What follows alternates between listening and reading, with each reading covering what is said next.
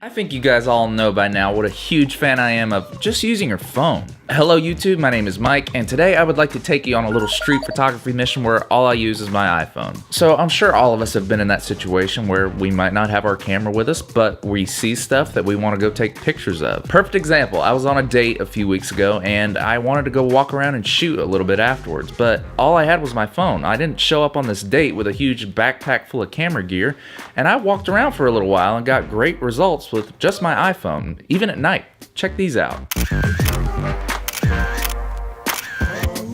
Old street photographers back in the day, they would just walk around with one camera, one lens strapped around their neck, and they would just go out and shoot whatever they saw.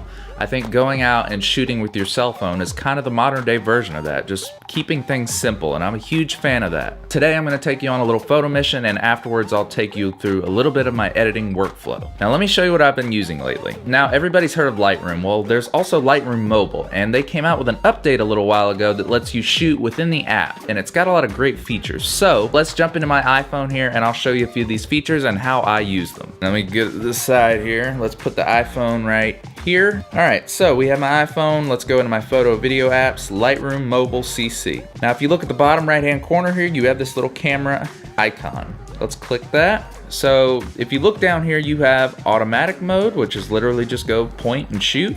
You have professional mode, which I use, and then you also have this high dynamic range mode, which I don't really use much, but it's nice to have.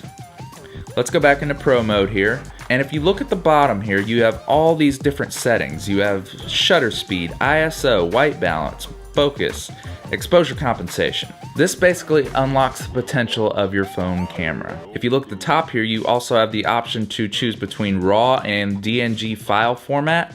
That's really nice because if you just want to shoot JPEGs for quick posting, no editing, just shoot those. If you want to have the most editing potential, shoot raw DNG files. You get so much more information. They do take up a lot more space on your phone though, so keep that in mind. Alright, so you could shoot up to 1/10,000th of a second on this thing. This big camera doesn't do that. That's amazing. ISO, you could go as low as 25 and as high as 1600.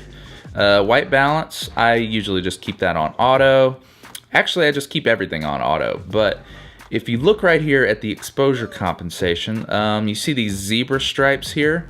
That is telling you what in your image is overexposed. So basically the whole wall right now is overexposed. So I drag my thumb left and right until I get a good exposure. And that's usually what I do when I'm out and about. I'll keep everything in auto and just adjust the exposure compensation as needed. Check this out. If you go to your focus option, you could do this. You see that green there? That is focus peaking. That is telling you what in your image is in focus. See how it's highlighting everything like these wires here? That's an invaluable feature if you're gonna use this option. And you also have, you know, your grid lines and your level here. It's such a joy and so easy to use. Okay, so let's get outside. Let's go to the city. Let's go shoot a little bit. It's kind of a moody day, so we'll get some good moody grams or whatever. Maybe they'll share one, probably not, but that's okay. Let's go out and shoot.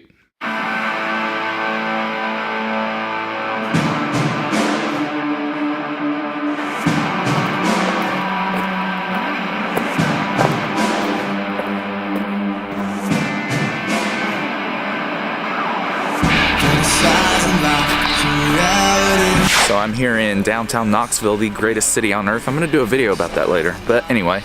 I'm here in World's Fair Park, and I thought my first few shots should be of the Sunsphere here. Sunsphere is like our local icon. It was built in 1982 for the 1982 World's Fair, which was held here. But yeah, it's great to take pictures of, so I'm gonna set up and get a few shots here.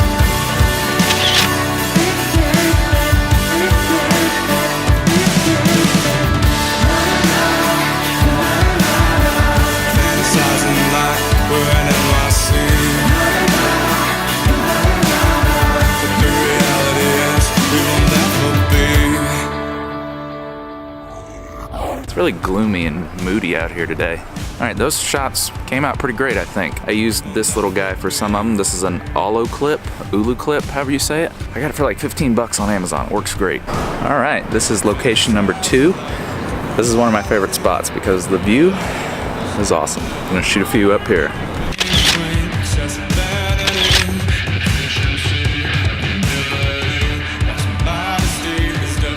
Alright, this is my final location here, the iconic Tennessee Theater and its iconic sign. Look it up for some cool history, but I should get some good stuff here.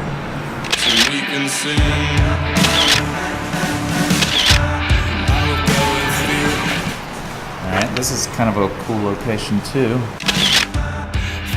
Alright, success at the theater. I'll go home and pull up my Lightroom Mobile and show you how I personally would edit these shots. So, let's go. Okay, so we are back home now, and I know the first thing you're probably thinking, damn, Mike, those were some pretty moody images, and yeah, they were. It was pretty gloomy that day, so I just figured, you know, that punchy contrast, that really faded look would look really good that day, so that's what I went for. Alright, so as promised, let me show you guys a few of my editing techniques. So, alright, so let's hop back in the iPhone here.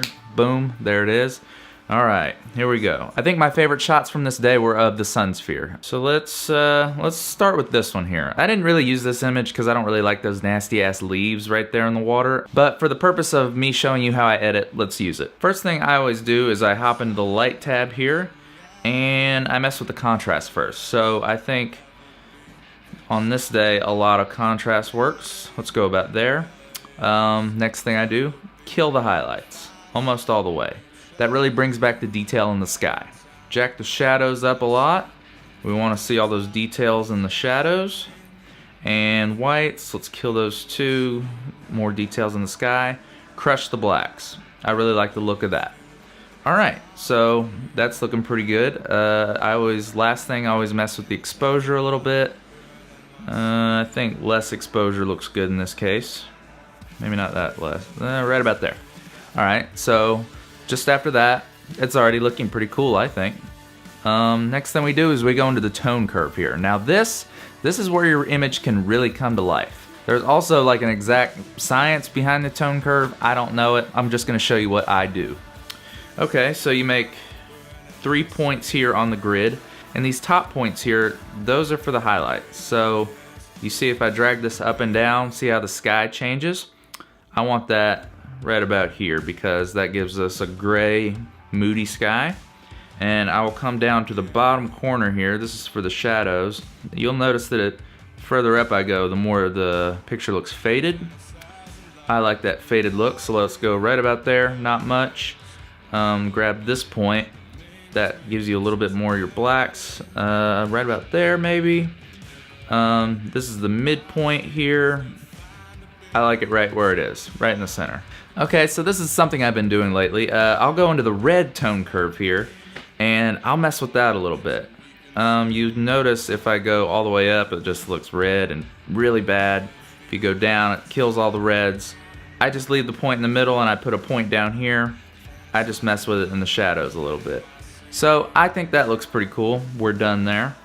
Alright, so already with the first tab, it's looking awesome.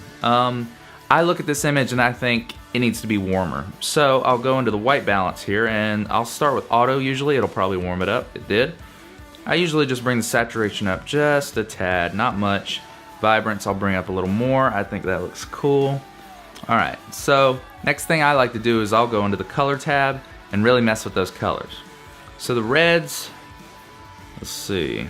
There's not much red in this photo, so you don't need to mess with that much. The orange, watch the Sunsphere ball. Yeah, look at that. Alright, so I've messed with all the colors, I've messed with the light settings, the highlights, the shadows, all that stuff. Let's go into the effects panel here. Clarity. I'll usually bump it up to 30. I think a lot of clarity looks kind of cool. Not too much, but a little bit, 30. Let's see what else we have. Vignette. I like doing this. I like giving off a subtle black vignette in the corners. And all these settings, midpoint, feather, roundness, that's for the vignette. I usually don't mess with those. Let's go into the detail tab. Alright, so you'll see we have sharpening. Let's give it a little bit of a sharpen. optics. You probably can't see it change much, but if you enable lens corrections, Lightroom knows that you're shooting with an iPhone and it corrects for any lens aberrations that there might be. I always enable that. All right, so let's look at this photo. I think it looks pretty good. Now, the last thing you'll notice in this top right corner, there's like a little thing in the corner from where that olive clip wide lens was. I'll show you how I fix that. I go into share right here. Hit that, give it a second to render. So I'll go to copy to Snapseed.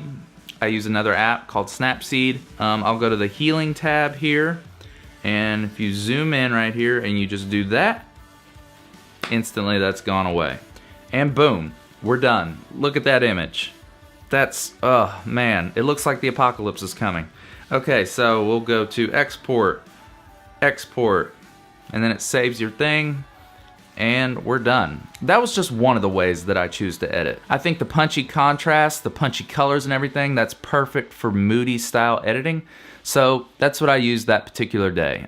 For a sunny day, my editing workflow would be totally different. And I'll probably do this video again on a sunny day, honestly, just to show you how I do that. I wanna thank you guys for watching this video. I'm probably gonna do more tutorials on this channel because I've learned a lot about photography in the past year and I have a few ideas I'd like to share, so I will make more videos about this stuff. If you guys like this video, do me a favor, leave me a thumbs up, that helps out a lot, and subscribe to the channel and tell all your friends, do all that stuff. Thank you guys for watching, and I'll see you in the next video. Goodbye. I gotta reach really far to do the, yeah. Here we go. Goodbye.